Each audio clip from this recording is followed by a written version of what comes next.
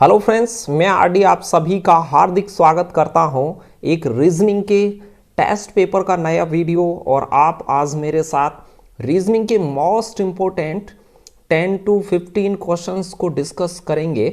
और ये बेहतरीन क्वेश्चन होंगे, वो आपकी आगामी एग्जाम्स के अंदर आपको रीजनिंग में अच्छे नंबर दिलाने में ज़रूर हेल्प करेंगे। टॉपिक आप मेरी प्लेलिस्ट में जाकर पढ़ ही रहे हैं और मैं आपके लिए ये प्रैक्टिस सेट लाता रहूँगा।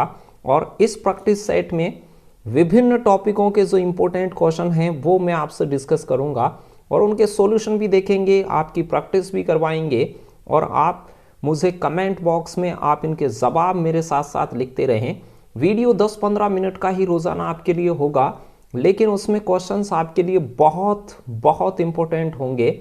और आप जैसे जैसे उसकी प्रैक्टिस करेंगे तो आप अपनी तैयारी को भी जान पाएंगे। इनमें हम शामिल करेंगे कुछ कोडिंग डिकोडिंग के क्वेश्चन, कुछ सिटिंग अरेंजमेंट के क्वेश्चन। तो आगामी जितनी भी एग्ज़ाम हैं, चाहे से वो कोई पुलिस एग्ज़ाम हो, चाहे से कोई पटवारी एग्ज़ाम हो, या फिर रेलवे वगैरह या स्टेट सेंटर कहीं भी वनडे कॉम्पिटिटिव एग्ज़ाम्स हो, उसके सिलेबस के अकॉर्डिंग ही हमने ये सारी चीज़ें तैयार करी हैं। कुछ क्रम से रिलेटेड क्वेश्चन हम इस वीडियो में डिस्कस करेंगे। तो आपकी स्क्रीन पे जो जो क्वेश्चंस आपको नज़र आ रहे हैं वो सभी क्वेश्चंस आज मैं आपको प्रैक्टिस में करवाने वाला हूं और जानेंगे कि उनका उत्तर आप सटीक तरीके से कैसे लगाते और क्या सोच रहे होते जब उनको सोल्व करते। कुछ पैटर्न वाले विशेष गणितीय संक्रियाओं के क्वेश्चन पूछे जाते हैं।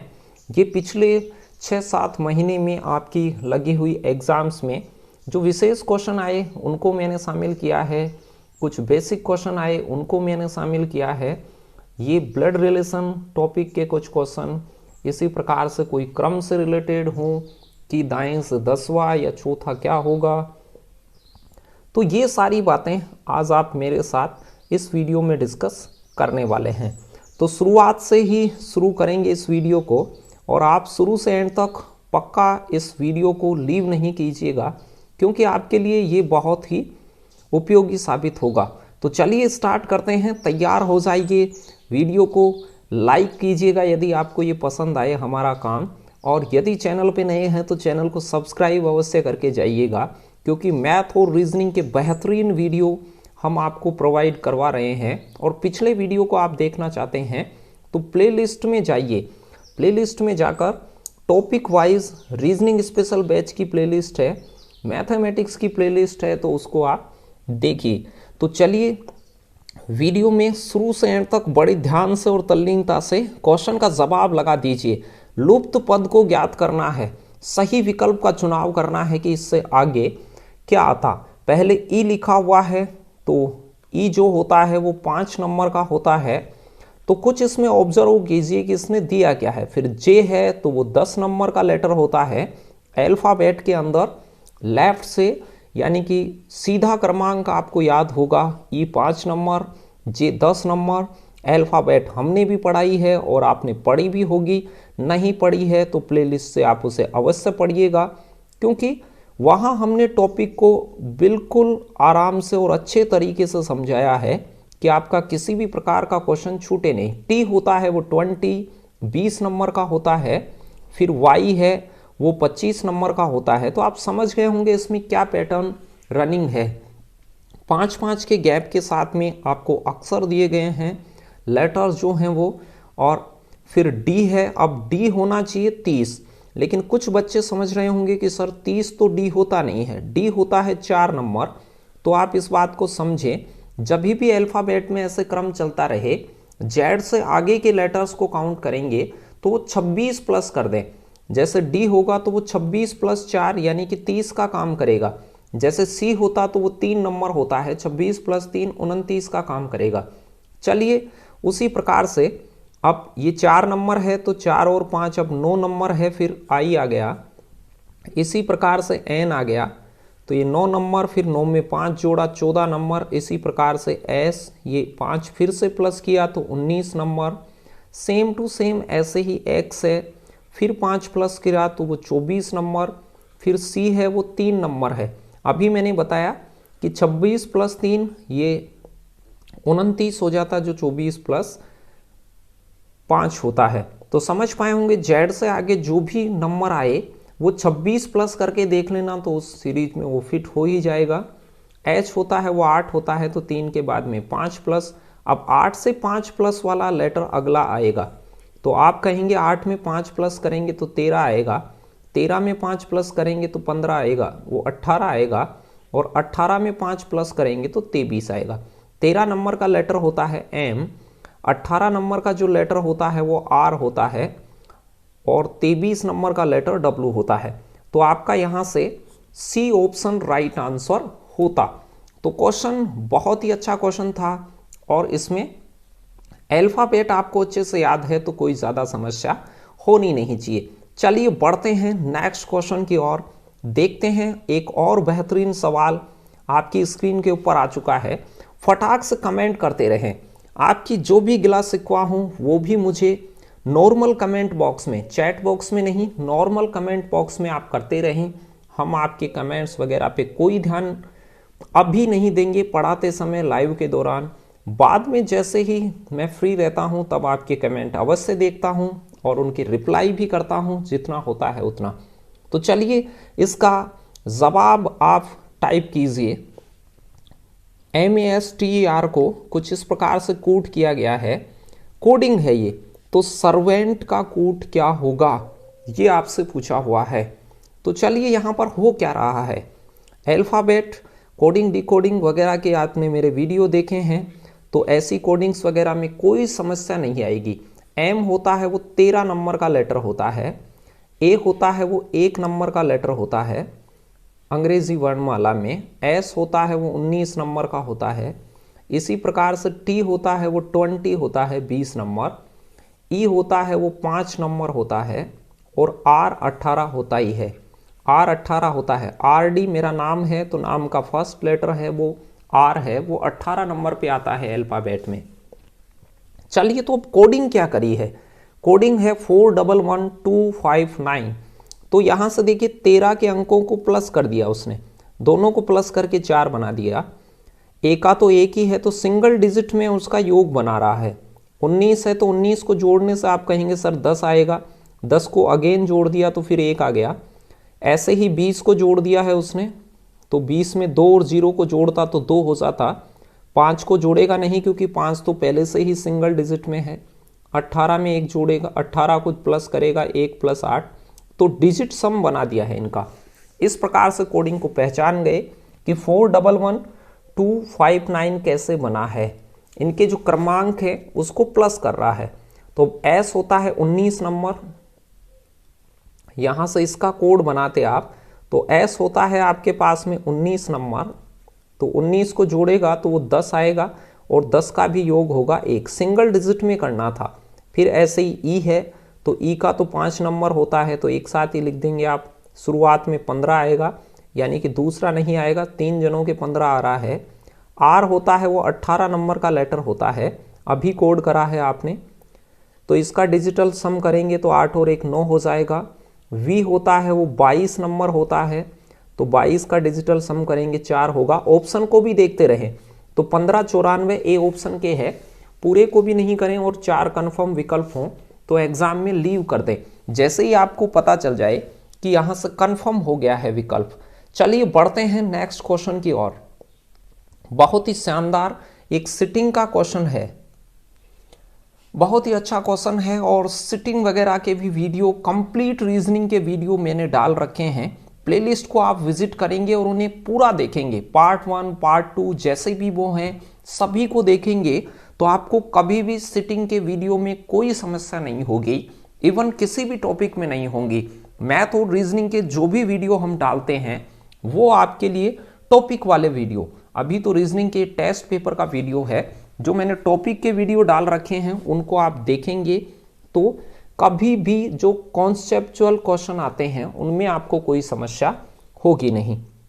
चलिए तो क्वेश्चन कह रहा है कि PQRSTU एक षड्भुजाकार टेबल के प्रत्येक कोने पर केंद्र की ओर मुख करके बैठे हुए हैं। चलिए तो एक 6 भुजाओं वाली, षड्भुजाकार का मतलब होता है 6 भुजाओं वाली एक टेबल बनाई। ये 6 भुजाओं वाली टेबल हो गई, और केंद्र की ओर अभिमुख हैं सारे सेंटर की ओर। यदि कोई भी केंद्र की ओर अभिमुख हो तो ये जो मैंने रोटेट लगाया है ये दायां होता है और इस साइड में बायां होता है। ऐसे आप रोटेट करेंगे ऐसे पूरा तो ये बाईं साइड हो गई, और ऐसे आप घूमेंगे तो वो दाईं साइड हो गई। तो दायां बायां आपको पता चल गया होगा कि दायां बायां कैसे होता है, क्योंकि दायां बायां आपको तय नहीं कर पाएंगे तो इस पर सिटिंग नहीं कर पाएंगे। एक एक चीज़ें मैंने समझा रखी हैं। यदि किसी भी स्टूडेंट को समस्या हो कि सर मुझे सिटिंग वगैरह में समस्या है, तो वो आप प्लेलिस्ट में जाकर वीडियो को देख सकते हैं। और हमारा काम आपको पसंद आए तो ज़्यादा से ज़्यादा अपने साथियों तक शेयर कीजिएगा इसे और सब्सक्राइब करवाइएगा। काम पसंद आए तो वीडियो को लाइक अवश्य करके जाइएगा। यहाँ से है कि यहाँ पर 3 संबंध आपको दिए गए हैं कि P U से दूसरा और Q R और S का पड़ोसी है, T S के बाएं से दूसरा है। इस प्रकार से आपको कहा गया था। तो अब देखिए यहाँ इम्पोर्टेंट ये होता है कि पहले किसे बिठाया जाए, पहले किसको बिठाया जाए। तो इनमें पहले किसको बिठाया जाए इस बात को तय करने के लिए आप इनमें देखें कि कन्फर्म अप्रोच कौन सी है। कन्फर्म का मतलब कि आप दायां बायां पक्का डिसाइड कर पा रहे हो। कई बार होता है कि वो उसका पड़ोसी है, तो अब दायां पड़ोसी है कि बायां पड़ोसी है ये हम तय नहीं कर सकते। एक लाइन यहां पर है Q R और S का पड़ोसी है, दिख गई होगी, Q R और S का पड़ोसी है। तो इसके अंदर आप ये तय नहीं कर पाए R और S का पड़ोसी है, Q है वो R और S का पड़ोसी है। R पहले भी हो सकता है और S बाद में, या फिर ऐसे भी हो सकता है कि Q S पहले हो R बाद में। तो ये निश्चित नहीं है, ऐसी चीज़ें बाद में जाके निश्चित बनती हैं। तो आपको करना क्या है, पहले निश्चित को बिठाना है और निश्चित में भी बिठाने के बाद कुछ रिलेशन कॉमन चल रहे होते हैं। कॉमन कैसे, देखिए यहाँ पर ये लास्ट वाला रिलेशन निश्चित है कि T S के बाएं दूसरा है। ऐसे यहाँ पर निश्चित है कि T है वो S के बाएं दूसरा है। फिर इनमें भी देखिए जो S है आपके, कि जो S है वो दोनों में कॉमन है। S यहाँ भी है और ऊपर भी है, तो दोनों में S कॉमन है। तो आप ये कह सकते हैं कि S यहाँ से दोनों में कॉमन नज़र आ रहा है। तो इन दोनों को आप पहले बिठाने की कोशिश करेंगे, इन संबंधों को। ऊपर है Q R और S का पड़ोसी है, नीचे है T S के बाएं से दूसरा है। तो स्थिति साफ है कि इनमें से नीचे वाली जो लाइन है ये निश्चित है, तो इसको पहले बिठाएंगे आप। तो S को बिठा दीजिए कहीं भी, जैसे मैं S को यहाँ बिठा देता। तो इसके बाद बाईं साइड इस साइड में जाऊँगा तो पहला यहाँ पे पहला हो जाएगा और ये दूसरा, बाएं को दूसरा बैठ गया T है, तो T यहाँ हो गया, S यहाँ होगा, S के बाएं साइड बैठा दिया। इसके बाद S का पड़ोसी Q है, यानी कि Q यहाँ, लेकिन R और S का पड़ोसी है। तो Q है वो R और S के बीच में बैठेगा। तो आपको ये निश्चित पता हो गया, इस साइड में तो बीच बनेगा नहीं क्योंकि उधर T बैठ चुका है, तो बीच बनेगा इधर। तो R और S के बीच में बैठाएंगे तो R यहाँ पुट कर दीजिए और Q यहाँ पुट कर दीजिए। अब तो बिल्कुल आसान हो ही गया। P है U के बाएं से दूसरा है, तो U का बायां, तो U को कहीं बिठाइए तो 2 ही सीट खाली हैं, यहाँ पर U बैठ जाएगा। U को बैठा दिया आपने यहाँ पर, तो U के बाईं साइड में, तो बायां इधर पहला और दूसरा यहाँ पर बैठ जाता P। तो इस प्रकार से इन 6 व्यक्तियों की सिटिंग होती। एग्जाम में नीचे 2 क्वेश्चन इसके दिए गए थे, यानी कि इजीली आपको 1-2 नंबर यहाँ से मिल ही जाते। Q के सामने कौन बैठा है, तो Q के सामने आप तय कर सकते हैं कि कौन बैठा है। तो Q के सामने T बैठा है, second option is the right answer, यहाँ से हो ही जाता। फिर कह रहा है, फिर देखिए दूसरा जो क्वेश्चन है उसमें आपसे क्या कहा है। दूसरे क्वेश्चन में कहा है कि यदि Q है वो U का स्थान ले ले, Q U का स्थान ले ले, यानी Q है उसको तो U की जगह लिख दीजिए। ये वाला जो नए कलर से लिखा है U की जगह Q को लिख दीजिए। U T का स्थान ले ले, T का स्थान लेता है U। U को आप कहाँ लिखेंगे, जहाँ T लिखा हुआ है वहाँ U को लिखेंगे। तो यहाँ पर आप यू को लिखेंगे। नई व्यवस्था है वो वाइट वाले कलर से मैं लिख रहा हूँ, वो नए वाले चेंज करने के बाद है। और फिर कह रहा है टी आर का स्थान ले लेता है, टी है वो आर की जगह पे जाएगा तो आर की जगह पे टी लिख दीजिए, और आर है वो क्यू का स्थान ले लेगा, क्यू की जगह पर कौन चला जाएगा, आर चला जाएगा। फिर क्यू यू का स्थान ले लेता है, क्यू है वो यू की जगह आ गया, यू है वो टी के स्थान पर आ गया, और टी है वो आर का स्थान ले लेता है, टी आपके पास में, और आर है वो क्यू का स्थान ले लेता है, आर क्यू की जगह। अब कह रहा है क्यू के दाहिने से दूसरा कौन बैठा है, तो क्यू का दाहिना, तो यहां से देखिए क्यू है, दाहिने पहला और दूसरा, तो दाहिने दूसरा कौन बैठा है, तो आप कहेंगे आर बैठा है, क्योंकि अब आर बैठ गया है वहां पर। यहां से क्यू के दाहिने से, तो क्यू का दायां इधर होगा, आप देखे हैं इधर दायां, तो ये फर्स्ट हो जाता और ये सेकंड हो जाता। बहुत ही अच्छा क्वेश्चन और इजी क्वेश्चन था। यदि आपने सारी चीजें सीख रखी हैं तो ऐसे क्वेश्चन में कोई समस्या आती नहीं है। बढ़ते हैं अगले क्वेश्चन की ओर। क्वेश्चन है सुमित अर्जुन से वजन में भारी है। सुमित है वो अर्जुन से भारी है, तो यहां पर आप भारी को ऊपर की ओर लिखते जाएं, जैसे भी आप समझें। सुमित अर्जुन से भारी है, अर्जुन नीचे आएगा, सुमित है और अर्जुन नीचे की साइड में लिख दें। मैं ऐसे लिखता हूं आइडिया के लिए कि जो भारी होते हैं उन्हें ऊपर प्रदर्शित करता हूं और जो हल्के होते हैं उसे नीचे, लंबे छोटे भारी ऐसे होते हैं। परंतु ध्यान दीजिए आगे क्या कहा है, परंतु उतना नहीं जितना राकेश भारी है। उतना नहीं है जितना कौन, सुमित। सुमित है वो अर्जुन से तो भारी है, परंतु उतना नहीं है जितना राकेश है। तो अब समझ गए होंगे, राकेश उतना नहीं है जितना, राकेश जितना भारी नहीं है, तो राकेश इससे ज्यादा भारी है। फिर आगे पढ़िए, अर्जुन जयंत से भारी है।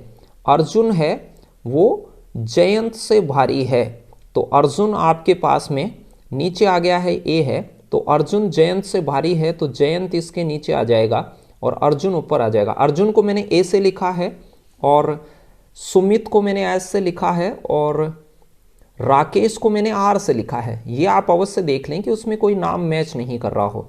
फिर देखिए सबके अलग अलग लेटर हैं, तो आप एक एक लेटर ही लिख सकते हैं, हिंदी में टाइम ज़्यादा लगता है लिखने में। केशव सुमित से भारी है, सुमित से भारी है, इस लाइन को थोड़ा ध्यान से, केशव है वो सुमित से तो भारी है लेकिन उतना नहीं जितना राकेश है, मतलब राकेश से वो छोटा है।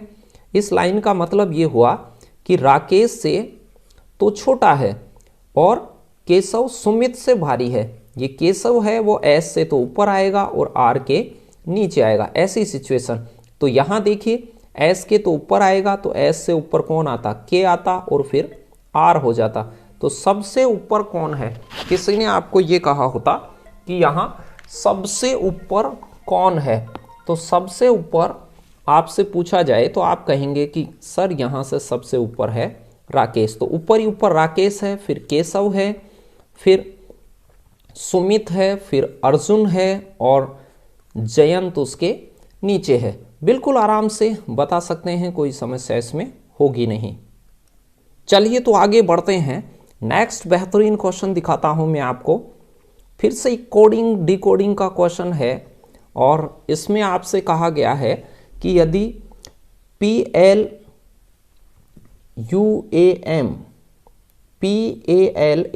को कूट भाषा में 43 कहा जाता है, तो इसी प्रकार से एक और शब्द आपको दिया गया है, उसकी संख्या क्या दी जा सकती है। तो यहाँ भी आपको इनके क्रमांक वगैरह याद हैं तो उससे चेक करेंगे। अल्फा बेट के जो क्रमांक होते हैं उस हिसाब से इनको लगाएंगे। तो यहाँ पे देखिए P होता है वो 16 नंबर का लेटर होता है, तो P 16 नंबर, A होता है वो 1 नंबर, L होता है वो 12 नंबर का अक्षर होता है, फिर A है वो 1 नंबर, फिर 13 नंबर।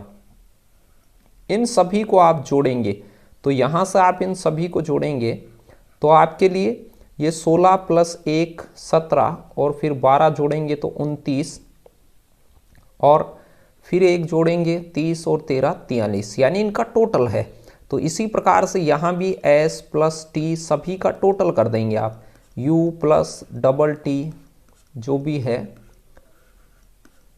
इन सभी अक्षरों के सीधे क्रमांकों का टोटल करेंगे हम, और वो ऑप्शन आएगा, वो उत्तर होगा। तो चलिए, एस का क्रमांक 19 होता है, टी 20 होता है, यू 21 होता है, फिर टी 2 बार है तो 20 20 कर देंगे, फिर उसके बाद जी 7 होता है, ए होता है 1 नंबर होता ही है, आर मैंने बताया आर डी सर, जैसे मेरा नाम है तो उसके पहला लेटर आर आता है, वो 18 नंबर का लेटर है, और 20 है। चलिए, इन सभी को आप ऐड करते तो यहाँ से जो अपना जवाब बनता वो फटाक फटाक से जोड़ते, जैसे ये 20 है, ये 20 है, ये 20 है और ये 20 है, तो 4 बार 20 20 को आप जोड़ते तो 20 को 4 बार जोड़ने से 80 80 बनता।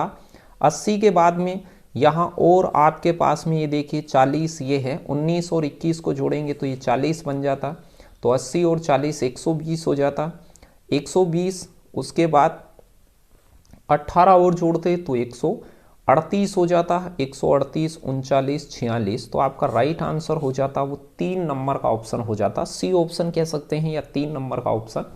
तो यहाँ से टोटल 146 आपके पास में ये बन जाता, 146 टोटल बनता। 146 इनके लेटर्स का जो सीधा क्रमांक होता है, जो बाएं से क्रमांक होता है, उसका सम था, वो कर सकते थे। चलिए, एक श्रृंखला का क्वेश्चन है, आसानी है, फटाक से आप इसका जवाब लगा दीजिए। 2-4 इंपॉर्टेंट क्वेश्चन और हैं आपके लिए इस वीडियो में, और बने रहिए लास्ट तक और देखिए कैसे क्वेश्चंस की अप्रोच होती है, कैसे उसको एग्जाम ऐसे महसूस करें कि आप एग्जाम में ही हैं, और कोशिश करें कि आप एग्जाम में प्रश्न को देख के सोचते हैं, सेम टू सेम वैसे सोच सोच के आप लगाएं तो आपको कुछ फायदा होगा। चलिए, क्वेश्चन है 2 है, फिर 15 है, और फिर 14 है, 41 है, फिर 80 है, तो आगे क्या आएगा। तो ये भी बिल्कुल सिंपल वाली सीरीज थी, इतनी कोई खास समस्या होती नहीं इसमें। सबसे पहले 13 इंक्रीज हुआ, प्लस वाली थी, फिर 26 इंक्रीज हुआ, फिर उसके बाद में 39 इंक्रीज हुआ है, अब 13 चौके 52 इंक्रीज होगा, तो 80 में आप 52 इंक्रीज करेंगे तो आपके पास उत्तर आएगा 132। तो 80 में आप 52 जोड़ेंगे तो 132 आएगा। तो ये समझ गए होंगे, आसान थी, कोई खास दिक्कत नहीं है। 13 के पहाड़े का गैप आगे बढ़ रहा है, 13 का पहाड़ा पढ़ते ही हैं, 13 26 39 52, और ज़्यादा मुश्किल नहीं था। चलिए, बढ़ते हैं अगले क्वेश्चन की ओर। एक बहुत अच्छा क्वेश्चन है, बेहतरीन क्वेश्चन है, एग्जाम्स में आए हुए हैं।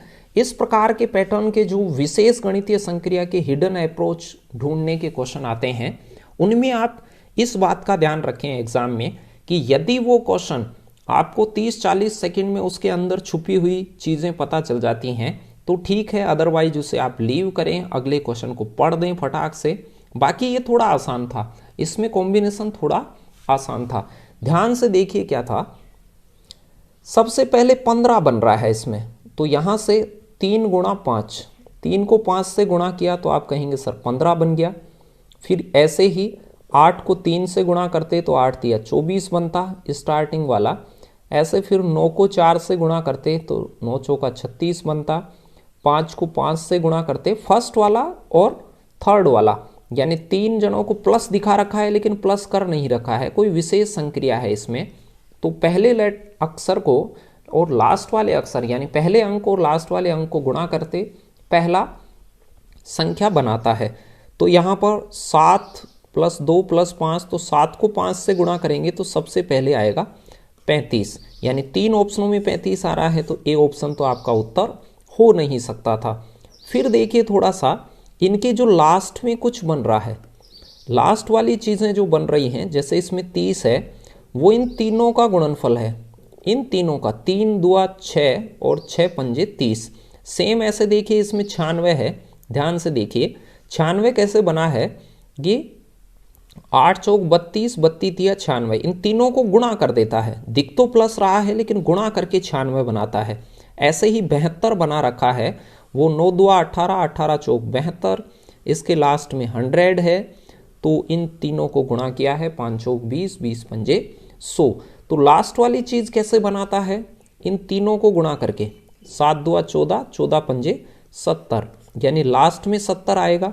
तो लास्ट में 70 बी ऑप्शन के नहीं है, ये भी नहीं आता। 35 से स्टार्ट होगा और 70 से खत्म। बीच में क्या आएगा उसको थोड़ा सा गौर कीजिए कि बीच में क्या आता।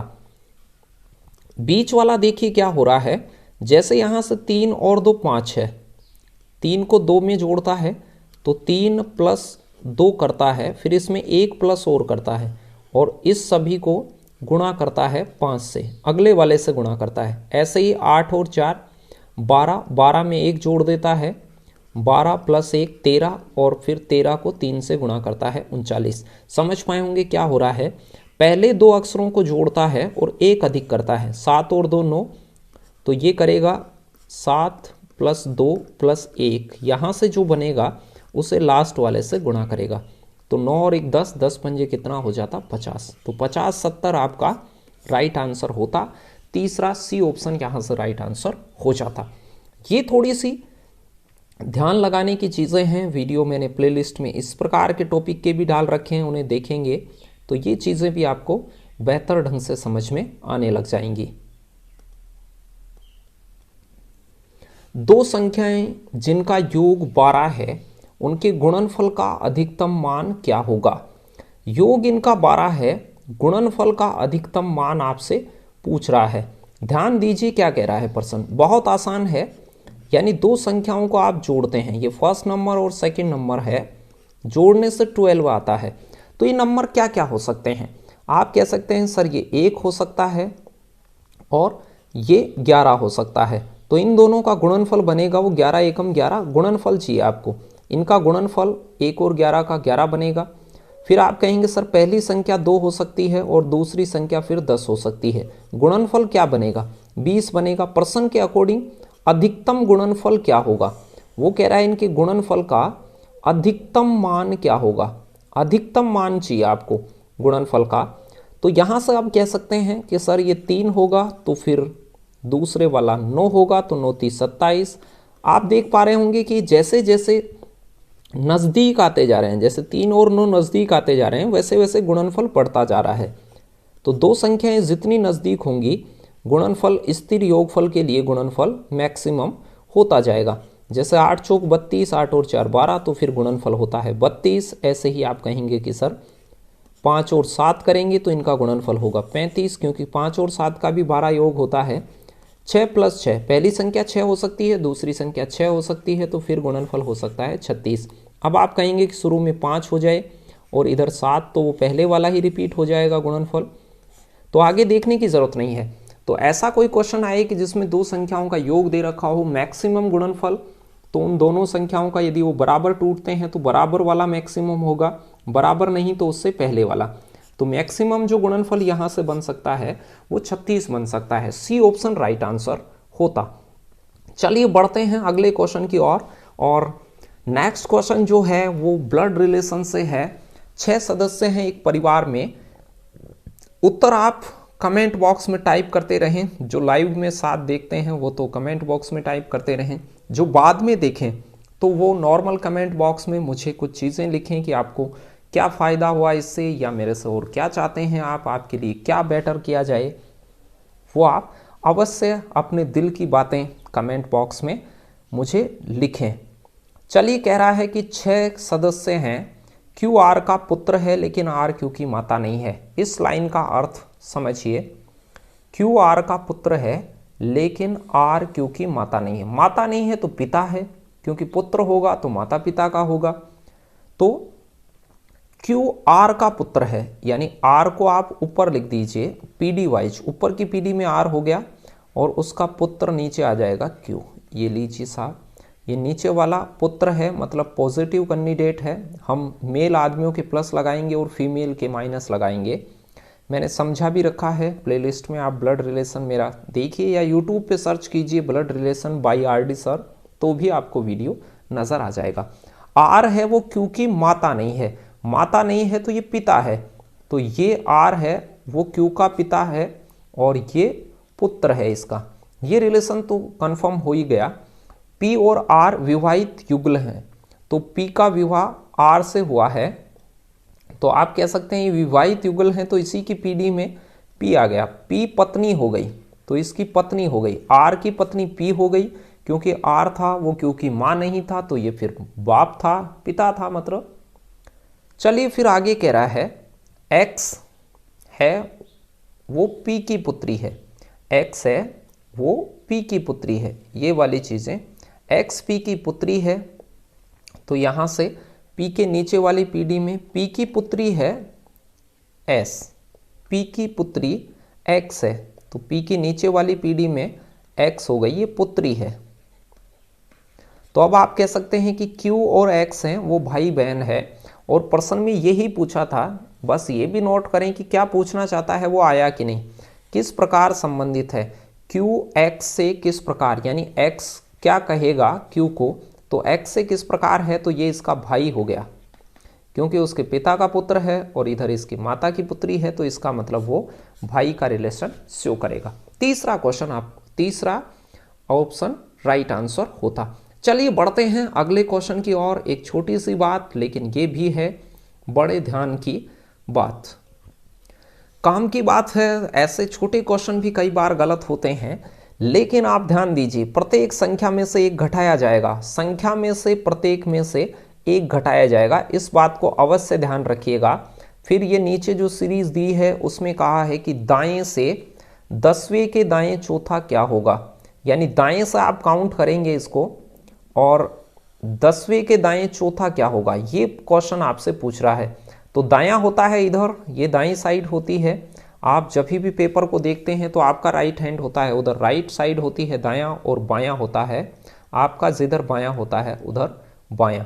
चलिए तो अब आप कह सकते हैं कि दाईं साइड से 10वां, तो आप कहेंगे, पहला मैं कुछ हाईलाइट करके आपको दिखाता हूं, तो आप कहेंगे इधर से पहला P हो गया, फिर F हो गया, फिर 3 4 5 6 7 8 9 10 पे आ जाएगा आपके ये 3, यहां तक 10 हो गए। प्रश्न क्या कह रहा है, 10वें के भी फिर दाएं चौथा, तो इसका दायां वापस इधर पड़ेगा, तो दाएं चौथा पहला दूसरा तीसरा चौथा, तो दाएं चौथा पड़ेगा आपके 5। अब 5 में से क्या कह रहा है प्रश्न, एक घटाया जाएगा, 5वें में कह रखा है कि एक घटाया जाएगा, तो 5 में से एक घटाएंगे तो आपका जो राइट आंसर आएगा वो 4 आएगा, यानी कि सी ऑप्शन 4 तीसरे विकल्प में लिखा हुआ है 4। तो प्रश्न आसान था, इसमें टीचर्स के पढ़ने पढ़ाने की कोई बात नहीं थी, फिर भी थोड़ा सा ध्यान रखने की आवश्यकता तो थी ही। संख्याओं के अनुक्रम में ऐसी सम संख्याएं छांटनी है। अब यहां भी ध्यान से देखिए, ऐसी सम संख्या छांटनी है, और वो कितनी है, जिनके ठीक बाद में विषम संख्या है और ठीक पहले एक सम संख्या आती है। ऐसा छांटना है कि पहले तो सम संख्या आपके पास में होनी चाहिए, उसे ढूंढेंगे, फिर उस सम संख्या के पहले एक सम संख्या होनी चाहिए, और बाद में विषम, इस प्रकार का क्रम ढूंढना है। विषम यानी कि दो लगातार सम संख्या एक विषम संख्या, समझ ही गए होंगे। तो स्टार्टिंग से आप चलेंगे, चलिए जोड़े हाईलाइट करता हूं मैं। 8 है, सम संख्या है लेकिन इसके पहले सम नहीं है, 8 सम संख्या है लेकिन पहले 5 आ गया, सम संख्या नहीं है। यहां देखिए 6 है, उससे पहले सम संख्या है और बाद में उसके 7 है, तो 6 के पीछे सम संख्या है, आगे 7 विषम संख्या है। फिर उससे अगले वाला देखिए, फिर आपके पास 6 8 9, नेक्स्ट वाला जो जोड़ा है वो भी दिख रहा होगा। अगला जो जोड़ा है वो है 6 8 9, 6 8 9, 8 है वो सम संख्या है और जोड़ा भी नजर आ रहा है। फिर आगे देखिए, सम संख्या आपने 2 देखा लेकिन इसके पहले सम संख्या नहीं है, 4 है उससे पहले सम संख्या नहीं है, फिर आपके पास 2 है तो 2 के पहले भी सम संख्या 4 है और फिर 2 आगे भी सम संख्या है। लेकिन आप इसे देखिए 2 2 3, ये प्रश्न की जो अप्रोच है उसे फाइंड कर रहा है। ऐसे ही आप थोड़ा सा आगे जाएंगे तो 2 2 8 और 1, ये दिख गया होगा नीचे वाली लाइन में, ऑब्जर्व करें, और कोई है नहीं। आसान सी बात है, जोड़े ढूंढ सकते हैं। तो एक जोड़ा है 8 6 7 का, दूसरा जोड़ा है 6 8 9 का, और एक जोड़ा है 2 2 3 का, एक जोड़ा है 2 8 और 1 है इसके आगे जो नीचे दिख ही रहा है यहाँ पर, ये रहा। तो कितने जोड़े हैं, तो आप कहेंगे इस प्रकार के जोड़े सर 4 हैं। सेकंड विकल्प आपका राइट आंसर होता। चलिए आज का अंतिम क्वेश्चन आपके लिए स्क्रीन पे आ गया है। ये भी आसान है, यदि आप अंग्रेजी वर्णमाला को जानते हैं तो कोई खास समस्या नहीं होनी चाहिए। प्रश्न कह रहा है कि यूनिवर्सल,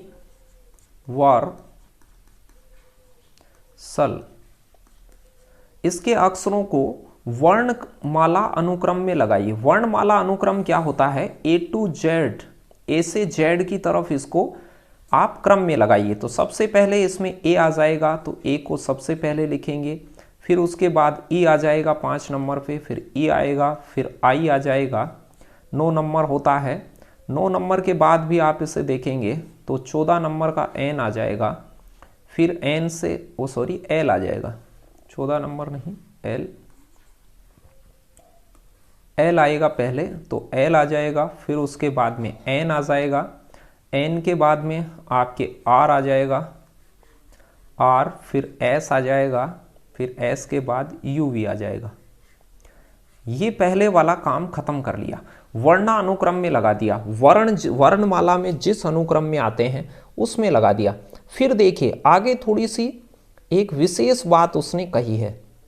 विशेष बात क्या कही है कि तथा इसे पुनर्व्यवस्थित जो क्रम आया है, पुनर्व्यवस्थित क्रम में प्रत्येक अक्षर को बाएं से उसके वर्ण क्रम का अनुक्रम दिया जाएगा। वर्ण क्रम का अनुक्रम दिया जाएगा। अनुक्रम कैसे, वो थोड़ा ध्यान से देखिएगा। वर्णों का क्रम, भाई इसमें बाईं साइड होती है एक ही तरफ से, तो यहां से ये पहला, फिर ये दूसरा, फिर ये तीसरा, फिर ये चौथा, फिर ये पांचवा, ये छठा, ये सातवां, आठवां, नौवां। ये वर्णों के जो क्रम है, शब्द में वर्णों का क्रम होता है 1 2 3 4 5 6 7, ये देंगे। कई बार आप उल्टा सीधा सोच लेते हैं, इनके वो जो अक्षरों के क्रम होते हैं, वर्णमाला क्रम नहीं पूछा था, पुनर्व्यवस्था में वर्णों का क्रम 1 2 3 4 इनको डिनोट करेंगे। अब देखिए क्या कहा, अब कह रहा था कि इनमें से भी व्यंजनों और स्वरों के कुल सांख्यिक मानों का अंतर बताइए। कुल सांख्यिक मानों का अंतर क्या होगा, ये पूछ रहा था आपसे। तो इनका अंतर करने के लिए इन क्रमांकों में देखिए जो स्वर हैं वो कौन कौन है। स्वर ए ई आई ओ यू होते हैं, तो स्वर हैं ये, ए है, ई है, आई है और यू स्वर है। तो इनको जोड़ लीजिए तो आप कहेंगे सर 1 ये है, 2 3 3 6 और 8 ये, 8 और 6 14। प्रश्न कह रहा है स्वरों को जोड़िए और व्यंजनों को जोड़िए और दोनों का अंतर कीजिए। बड़ा आएगा उसमें से घटाइए, तो स्वरों का तो आ गया आपके पास में 14 टोटल, बच गया वो कितना, 5 4 9 और 6 15 और 7 22 और 9 31। 31 और 22 का जो अंतर करेंगे, यानी 31 में से आप 14 का अंतर करेंगे तो ये आ जाएगा 17। तो आपका सेकंड विकल्प राइट आंसर होता। तो ये था हमारा आज टेस्ट पेपर का वीडियो। इसमें हमने जो भी 10-15 क्वेश्चन आपके लिए बेहतरीन क्वेश्चन लगाए। और आप मेरा टेलीग्राम चैनल ज्वाइन करना नहीं भूलिएगा। टेलीग्राम पे जाइए और RD मैथ चार्जर करके मेरा चैनल है, RD मैथ चार्जर जो चैनल का नाम है। प्लेलिस्ट के वीडियो को देखिए, हंसते मुस्कुराते तैयारी करते रहिए और बने रहिए हमारे चैनल के साथ। बहुत सारी चीज़ें हम सिखाएंगे आपको आनंद के साथ। तो इसी के साथ मैं विदा लेता हूं, फिर मिलूंगा एक नए वीडियो में मैथ्स और रीजनिंग को मजबूत करने के लिए। तो हमेशा हंसी के साथ चार्ज रहें। फिर मिलते हैं अगले वीडियो में, और वीडियो को आप लाइक अवश्य करके जाइएगा और टॉपिक की वीडियो का लिंक अपने दोस्तों के साथ शेयर अवश्य कीजिएगा। धन्यवाद।